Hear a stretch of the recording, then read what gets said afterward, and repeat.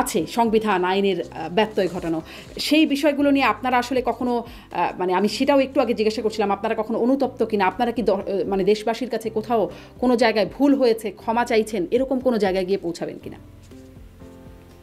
দেখুন, একটি রাজনৈতিক দলের কর্মকাণ্ড তো একটি বৃহত্তর দৃষ্টিকোণের বিষয়। তো সংগঠনগুলো সবসময়ই একটা ধরনের প্রচেষ্টা থাকে গণমুখী থাকার, কিংবা সময়ের সঙ্গে আপ টু ডেট থাকার, কিংবা কোনো বিষয়ে থাকলে সংশোধনমূলক প্রক্রিয়া গ্রহণ করার। এটি তো একটি সংগঠনের জন্য একটি ধারাবাহিক প্রক্রিয়া।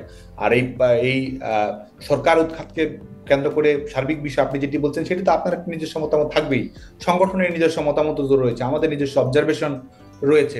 সেই লক্ষ্যেই তো বাংলাদেশ ছাত্রলীগ এই বিষয়টিকে সার্বিকভাবে দেখবে। আর বাংলাদেশ ছাত্রলীগের পক্ষ থেকে যদি আমরা বলি, সেটি হচ্ছে যে আমরা বাংলাদেশের ছাত্র সমাজকে অভিনন্দন জানাই, শিক্ষার্থীদেরকে অভিনন্দন জানাই। শিক্ষার্থীদের প্রতিবাদের যে স্পিরিট রয়েছে, তাদের যে দৃঢ়তা রয়েছে, যে কোনো অন্যায় অবিচারের বিরুদ্ধে রুখে দেওয়ার যে প্রচেষ্টা তাদের রয়েছে, তাদেরকে আমরা সালাম জানাই। এবং শিক্ষার্থীদের কাছ থেকে শেখার ক্ষেত্রে বাংলাদেশ ছাত্রলীগের কোনো কার্পণ্য নেই। শিক্ষার্থীদের কাছ থেকে শিক্ষার্থীদের কোনো আমাদের কোনো বিষয়কে কেন্দ্র করে শিক্ষার্থীদের অভিমান অভিযোগ, সেটির আলোকে বাংলাদেশ ছাত্রলীগ সবসময় তাদের কর্মকাণ্ডে এক ধরনের পরিশুদ্ধি, এক ধরনের আরো ইতিবাচক বাতাবরণ নিয়ে আসার জন্য ছাত্রলীগের প্রচেষ্টা সবসময় অব্যাহত থাকবে।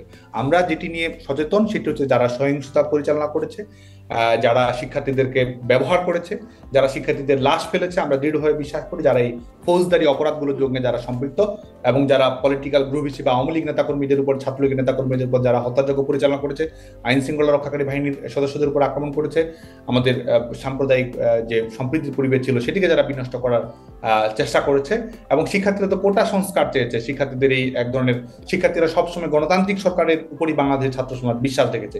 শিক্ষার্থীদের ঘাড়ে বন্দুক রেখে আজকে যারা অগণতান্ত্রিক সরকার চাপিয়ে দিয়েছে, তাদের বিরুদ্ধে বাংলাদেশ ছাত্রলীগের যে সংগ্রাম সেটি অব্যাহত থাকবে।